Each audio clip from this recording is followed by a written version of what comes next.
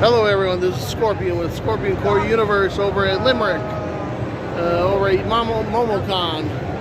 We are at Genodio Studios, and this man right here, one-man band, we're going to talk about Limerick. So my name is Daniel Hall. I am the solo developer behind Limerick, Cadence Mansion. It is an action horror game.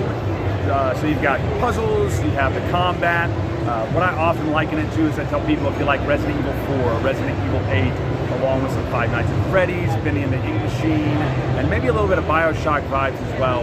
This is a game you're probably going to enjoy. Some of the puzzles are a little bit beefier, right? Maybe a little bit more challenging than some of those games, but obviously I'm trying to keep it curved back. I love puzzles, so I have to be careful. There's a lot of combat in the game, and then a lot of exploration, right? So you're going around, gathering resources. You're going to be with those. You're going to use them to unlock save stations you can use, but also upgrade your weapons, which is going to be really important. You have 3 weapons to get in the complete game. You're upgrading them, leaning into those really heavy. There's also a lot of resource management.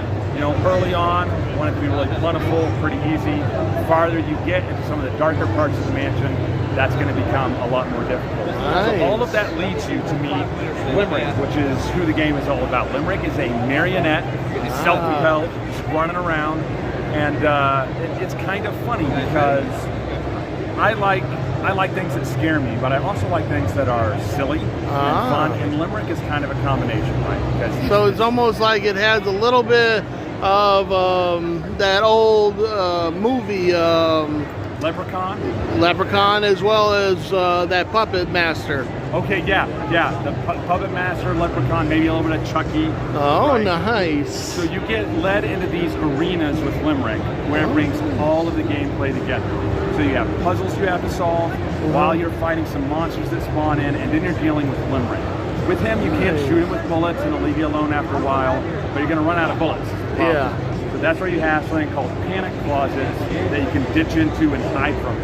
The gimmick there, if you will, is that those panic closets have a battery that runs out. So you're sitting there watching that battery run low.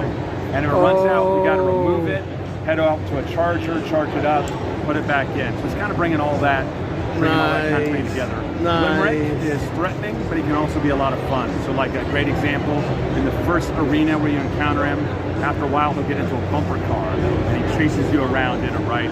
In the full game, he gets into a bike. There's a library that he chases you when he gets on the library cart. He's got battle axes attached to it. He's coming out, he's got a meat grinder on the front of it. Oh, nice. So it's kind of, like kind of that fun, spooky, silly vibe going on all at once. The story is very sci-fi oriented. That's where the kind of Bioshock feel comes in a little bit. Dealing with those, good, evil, morality, technology, how do we use it, stuff like that. Nice. That is the refined elevator pitch I've worked on for the last 2 days of MomoCon. So there you go, there you go.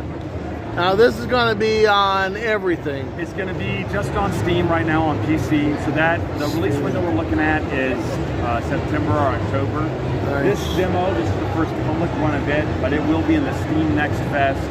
Next one had some bug fixes and some refinements that we picked up at MomoCon.